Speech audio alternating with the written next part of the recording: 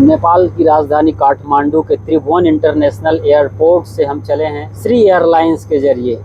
अभी यात्रा खत्म नहीं हुई है और ज़बरदस्त नज़ारों का लुत्फ़ उठा रहे हैं। अद्भुत क्लियरिटी है आज, शानदार सूरज चमक रहा है, हिमालय भी नज़र आ रहा है। वो सारा कुछ हम आपको दिखाएंगे।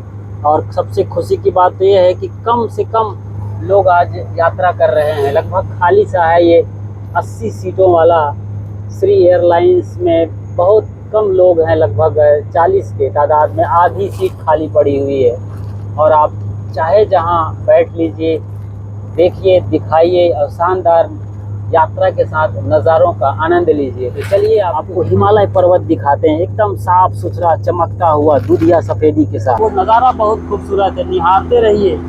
ये पल जल्दी नहीं मिलते हैं, ये पल न भुलाए जाने वाले पल हैं, अद्भुत पल।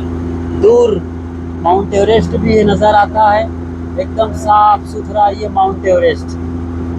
और ज़बरदस्त ताजगी है बादलों में, एकदम श्वेत, जैसे हमारे वस्त्र जैसे। कम से कम 13,500 फीट की हाइट पर बादल, पहाड़, सब कुछ।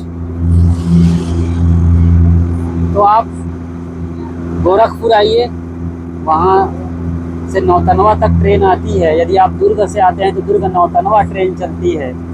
मध्य प्रदेश और मिडिल इंडिया के लोग वहाँ से आराम से आते हैं। रायपुर से बैठिए या दुर्ग से बैठिए आप, गोरखपुर से नौतनवा तक की पूरी यात्रा। नौतनवा से बहुत करीब नहीं, बॉर्डर है, कोई 7-8 किलोमीटर दूर सोनौली बॉर्डर।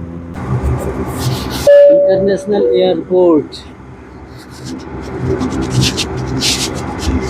त्रिभुवन इंटरनेशनल एयरपोर्ट। अभी ये रनवे पर है। इस तरफ रनवे पर जा कर के फिर बैक आना है और फिर हम चलेंगे हवा की यात्रा पर। देख रहे हैं तमाम फ्लाइट, और ये किस तरीके से पहिया घूम रहा है, माफ़ करिए, फैन। बहुत रफ्तार है, आँखों की पकड़ से बाहर, लेकिन कैमरे पकड़ लेता है इसको। तो अभी ज़मीन पर है, बिल्कुल। अभी एक ऊर्जा चाहिए, एक गति चाहिए, तब जाके ये हवा में उड़ सकती है। और वो मशहूर धौरहरा, जहाँ हम चढ़े थे और इस एयरपोर्ट को देखते थे, वो भी नज़र आ रहा है। धौरहरा, बीचों बीच एक बड़ा टावर अभी दिखेगा। ये दिखने लगा नेपाल आयल के बाद। बीचों बीच एक बड़ा टावर, 2 बिल्डिंग के उस पार। अभी रनवे पर बिल्कुल तेज़ी आ रही है, धीरे धीरे ये जर्किंग पड़ेगी और धीरे से ये पहिया हवा में हो जाएगा और इस बॉक्स में आ जाएगा। श्री एयरलाइंस के जरिए ये यात्रा हो रही है। टोटल यात्रा 25 मिनट की है। 13,500 फीट की हाइट पर चलना है। अभी गति देने की तैयारी हो रही है। रनवे पर दौड़ जारी है, सड़क से चिपकी हुई श्री एयरलाइंस, और पहिया घूमता हुआ, रफ्तार बढ़ाता हुआ। अभी झटका पड़ेगा और सीधे हवा में होंगे हम। 80 लोगों की सीट है, मगर जिस तरीके से खालीपन नज़र आता है वो बता रहा है कि इस वक्त कम लोग यात्रा कर पा रहे हैं। कृपया सीट को पेटी बांधी राखलू होला, ये नेपाली भाषा में है। First seat belt while seated, जब आप बैठते हैं तो सीट बेल्ट बांध लीजिए। कुछ इस तरीके से सीट बेल्ट हमने बांध लिया है और हम कुर्सी से चिपके हुए हैं। इसके अलावा यहाँ पर कुछ और भी पेपर रखे हैं, कागजात, वो देखते हैं। उल्टी की संभावना होती है, वॉमिटिंग करते हैं आप अक्सर यात्रा में, तो आपके लिए ये एयर सिकनेस बैग हैं, वमन थैली। इस तरीके से आप उल्टी करके वापस यहाँ डाल सकते हैं, सामने के इस बैग में। सुरक्षा निर्देश, ये मदिरा पान नहीं करना है यहाँ पर। वाकई में सीधी सी बात है, ज़िंदगी में नहीं करना चाहिए धूम्रपान, नशा। संकटकालीन ढोका, सब डिटेल जो होना चाहिए, इमरजेंसी गेट, वो सब दिया है कि किस तरीके से उसकी जानकारी आपको होनी चाहिए। और आप एयर होस्टेस से बात कर सकते हैं। मेरा बेल्ट अभी यहाँ पर ठीक से बंध नहीं रहा था, तो मैंने उनको बुलाया और ठीक से बंधवाया। ये ज़रूरी है कि आप सीट बेल्ट सही तरीके से बांधें और सभी इंस्ट्रक्शन फॉलो करें। ये सारे सूचना के कागजात यहाँ पर दिए गए हैं कि क्या मीनिंग होते हैं। टेक ऑफ मतलब जब आप उड़ जाते हैं, उड़ान, उसके बाद लैंडिंग, अवतरण, ये सारा डिटेल यहाँ पर दिया गया है कि कैसे बांधना है बेल्ट और क्या क्या, वो सब चीज़ दोनों तरफ डिटेल है इनके। तो अब हम उड़ने के कगार पे हैं। ये यहाँ पर टर्निंग पॉइंट है, यहाँ से अब ये मुड़ेगी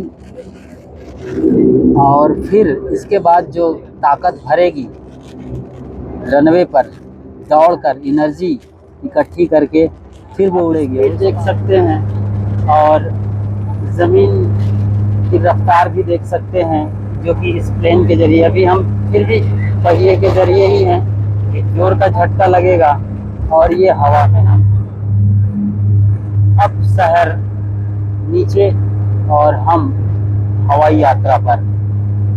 अब बिल्डिंग्स नज़र आएंगी छोटी छोटी, पूरा काठमांडू, भक्तपुर, ललितपुर उपत्यका।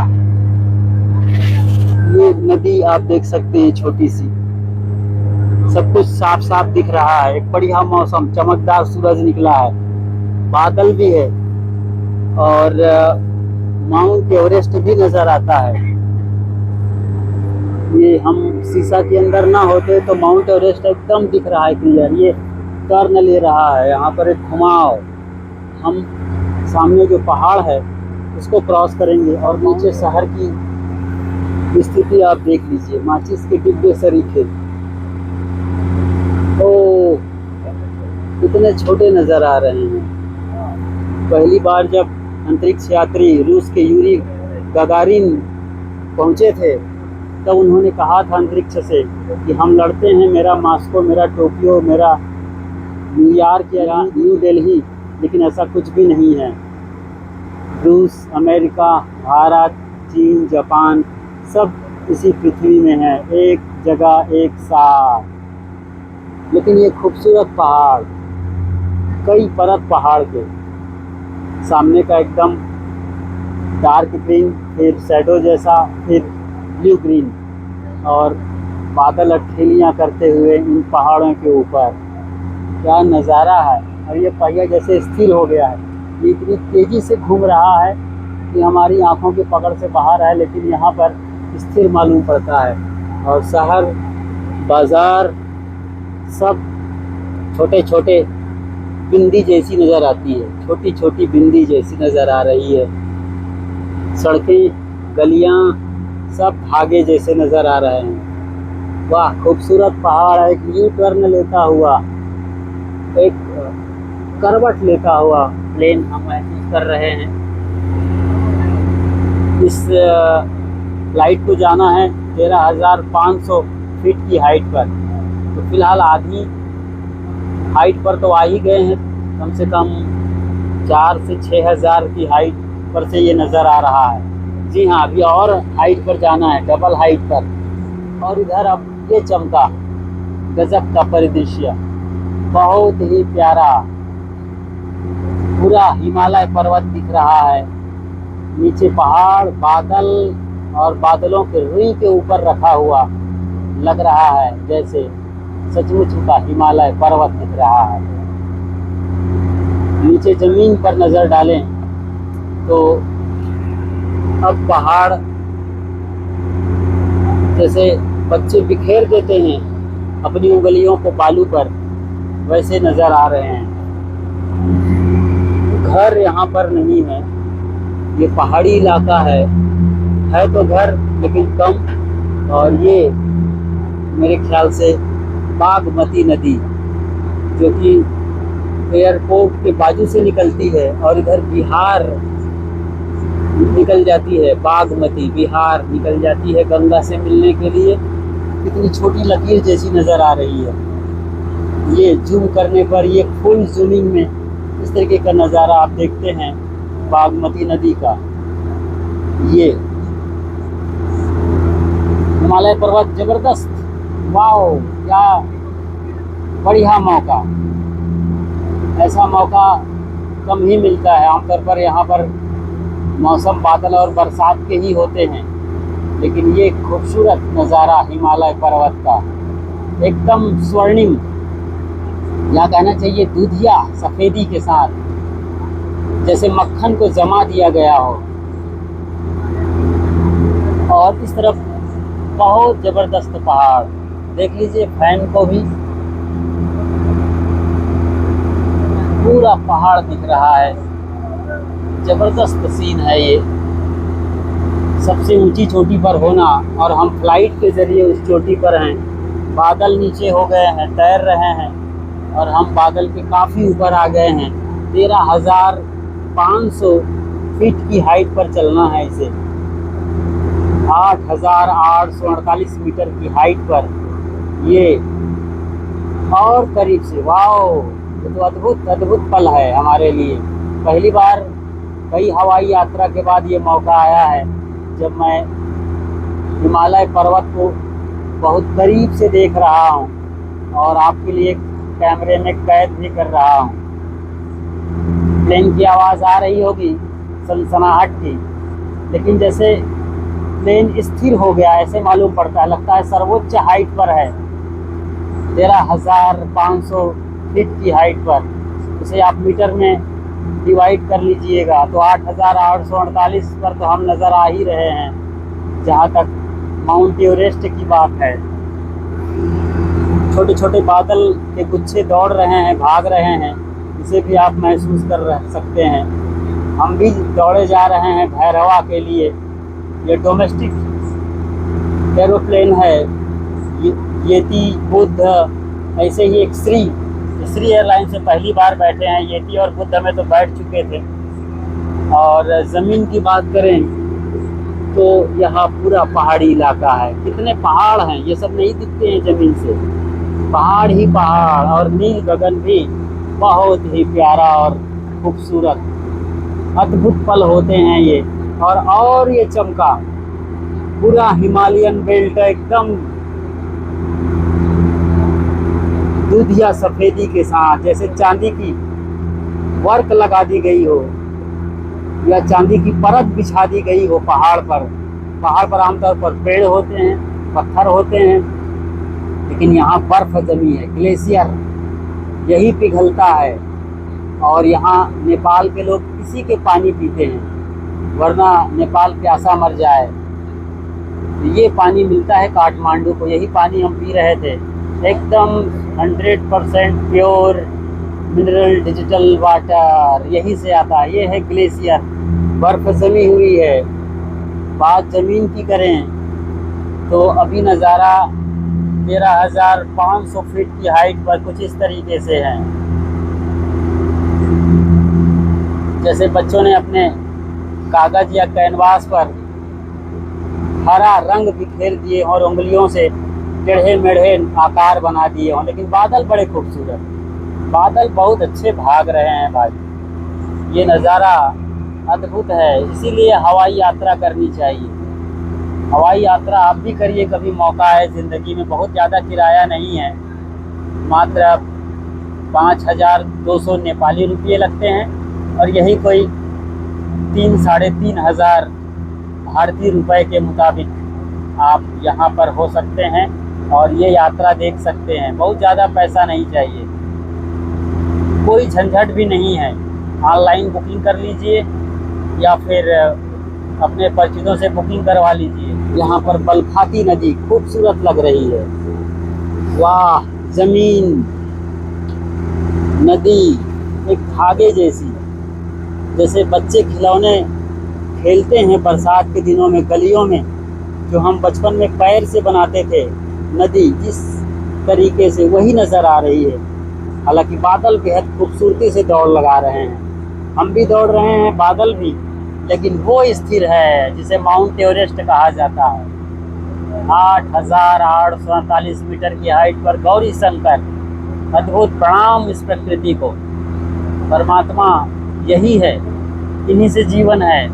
मिट्टी, पानी, आग, हवा, यही भगवान है, यही परमात्मा है, यही हमारे जीवन के लिए उपयोगी हैं, बहुत ही उपयोगी। इसी से जीवन है, इसी से शरीर है। और नदी का ये व्यापक रूप, काफ़ी बड़ा बागमती नदी जो बेताब है भारत में बिहार के रास्ते गंगा से मिलने को। गंडकी, त्रिशला, बागमती, कितनी नदियां हैं जो हिमालयन बेल्ट से निकलती हैं और गंगा सागर से मिलने को बेताब होती हैं। अद्भुत पल, अद्भुत नज़ारा, इतनी क्लियरिटी पहली बार मैं देख पाया हूँ। कई हवाई यात्रा किया, लेकिन ये क्लियरिटी पहली बार, कभी ना भुलाए जाने वाला पल। ये तस्वीर हम देखा करते थे कागज़ों पर, आज आँखों से जी रहे हैं, देख रहे हैं। अद्भुत पल होते हैं ये। और ये नदी वाकई में साथ साथ चल रही है। त्रिशला नदी हो सकती है या फिर बागमती। जब आप भैरवा से आते हैं तो ये त्रिशला नदी होनी चाहिए।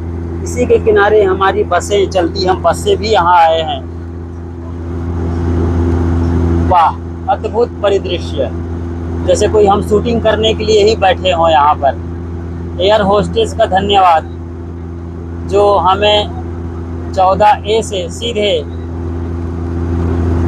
4 नंबर पर ले आई। आगे उसने बिठाया कि आप आइए और यहाँ आगे बैठिए। इंस्ट्रक्शन दी जा रही है।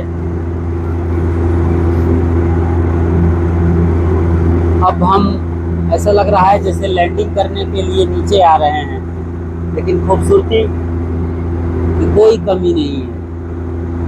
अद्भुत पल, अद्भुत क्लियरिटी।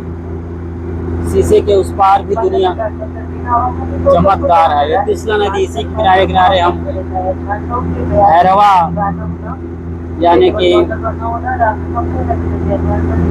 भारत नेपाल बॉर्डर के बाद जो भैरवा आता है वहाँ एयरपोर्ट है, और एयरपोर्ट से आते हैं तो फ्लाइट लीजिए, वरना वैज्ञानिक राइट बंधु वो कहा जाता है कि पहली बार उन्होंने प्लेन बनाया था। हालांकि भारतीयों का कहना है कि इसके पहले साउथ इंडिया के लोगों ने ये प्लेन बना लिया था, इसी को कॉपी किया।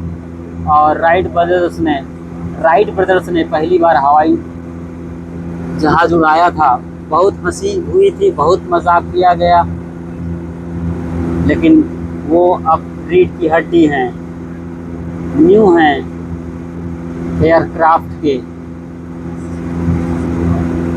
अब सोचो अंतरिक्ष की यात्रा कैसी होती हो, और बहुत ऊपर, और वहाँ स्टेशन बनाए गए हैं।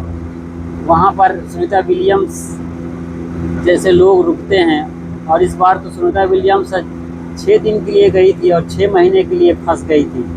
ज़िंदगी और मौत के बीच जंग लड़ते लड़ते आखिरकार वो वापस आई है।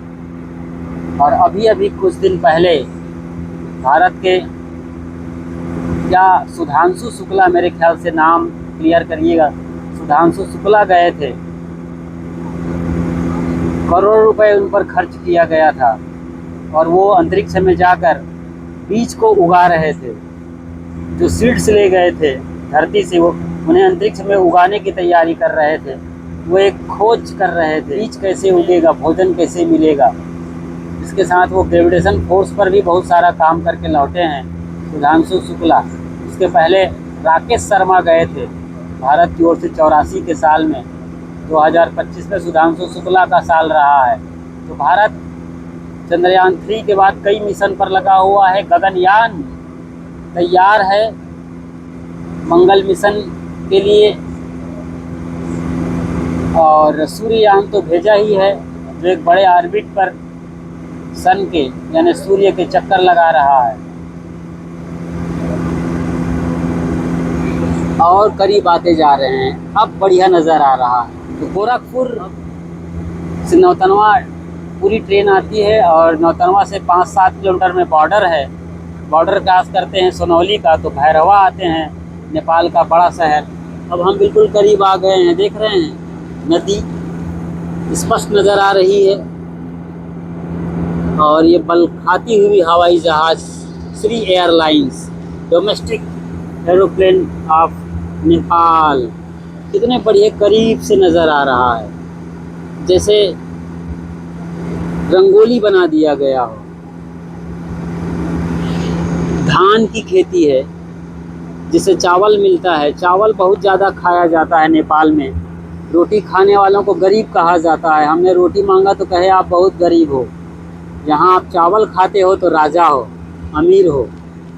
यहाँ हर कोई चावल खाता है, बहुत कम लोग रोटी खाते हैं। तो रोटी खाते हो तो ध्यान दीजिएगा, रोटी तो मिलेगी लेकिन आप गरीब रहोगे, इसका ज़रूर ख्याल रखिएगा। ये प्यारी सी नदी, इसको निहार लेना गजब की बात होगी। दूर तक लंबा विस्तार इधर पहाड़ों से आ रही है। देखिए पहाड़ है, वहीं से पानी झर कर इस नदी के जरिए यहाँ तक पहुँच रही है। कार को देखिए, अंदाज़ा लगाइए कार कितने छोटे नज़र आते हैं। पूरे 25 मिनट की यात्रा लगभग खत्म हो गई है और हम भैरवा पहुंच चुके हैं। भैरवा इंटरनेशनल एयरपोर्ट पर पहुंच गए हैं हम, बिल्कुल बॉर्डर पर आ गए हैं।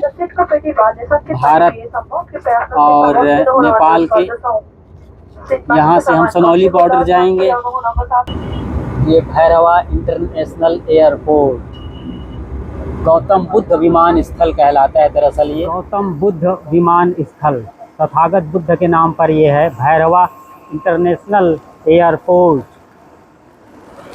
और हम पहुँचे हैं ये श्री एयरलाइंस के ज़रिए, इन पहियों के ज़रिए, इन पंखों के ज़रिए और यहाँ इस शानदार एयरलाइंस के ज़रिए अभी अभी हम उतरे हैं। गौतम बुद्ध इंटरनेशनल एयरपोर्ट, जी हाँ, भैरवा में, नेपाल भारत बॉर्डर पर ये है। जब आप गोरखपुर के रास्ते सनौली बॉर्डर पर आते हैं, ये डिपार्चर का सेंटर है।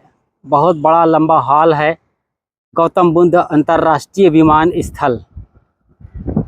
आप देख सकते हैं ये नेपाली भाषा में लिखा हुआ शब्द है और ये नज़र आ रहा है तमाम झंडे और बहुत कुछ।